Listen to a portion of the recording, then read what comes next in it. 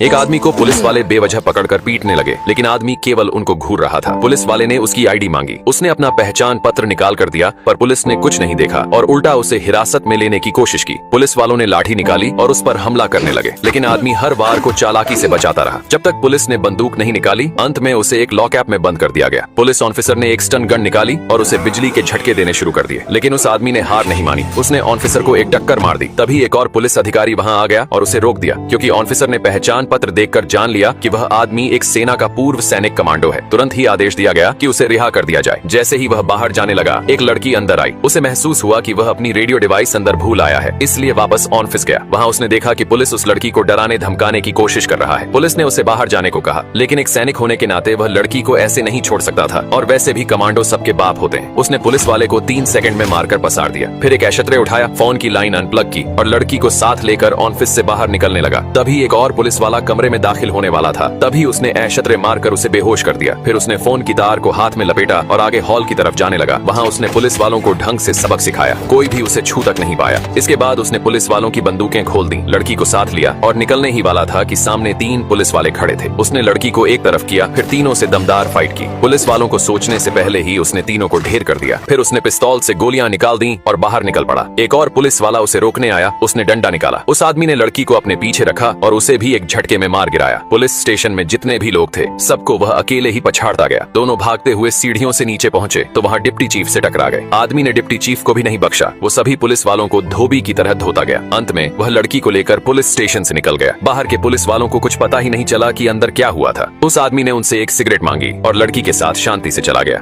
इस आदमी को बहुत डर लगा जब उसने देखा कि होटल हर रात थोड़ा छोटा होता जा रहा है। उसने ये देखने के लिए 2 दीवारों के बीच एक रस्सी बांधी और सो गया। अगली सुबह जब उसने देखा तो रस्सी ढीली हो चुकी थी। आदमी हैरान हो गया। वह तुरंत रसोई में गया और सबको बताया कि होटल छोटा होता जा रहा है, लेकिन किसी ने उसकी बात पर यकीन नहीं किया, बल्कि उसे रसोई से बाहर भगा दिया। आदमी गलती से इस होटल में आ गया था। उसने सोचा था कि अगले दिन चला जाऊंगा, लेकिन जब वह बाहर जाने लगा तो रास्ता ही नहीं मिला। उन्होंने बाकी लोगों से पूछा तो चौंक गए। वे लोग पिछले 10 साल से वहीं रह रहे थे, लेकिन किसी को कोई शिकायत नहीं थी। जब कमरे छोटे हो जाते तो वे लोग बस फर्नीचर निकाल देते। बाकियों को कुछ भी अजीब नहीं लग रहा था। आदमी ने तय किया कि वह होटल की मैनेजर से मिलकर मदद लेगा, लेकिन जब भी वह मैनेजर के पास पहुंचने वाला होता, वह कहीं और जा चुकी होती। तब उन्होंने खुद ही बाहर का रास्ता खोजने का फैसला किया। उसने दीवारों पर चौक से निशान बनाने शुरू किए और एक नक्शा तैयार करने की कोशिश की। तभी उसकी नजर वॉलपेपर पर पड़ी। जब उसने उसे धीरे धीरे हटाया तो देखा कि दीवार के पीछे बहुत सारी हिलती डुलती टेंटिकल्स जैसे जीवों की बाहें। आदमी ने उन्हें हल्के से छुआ तो वे सिकुड़ गईं। उसने एक धातु की ट्रे से उन्हें काट डाला। एक जोरदार चीख पूरे होटल में गूंज उठी और पूरा होटल जैसे कांपने लगा।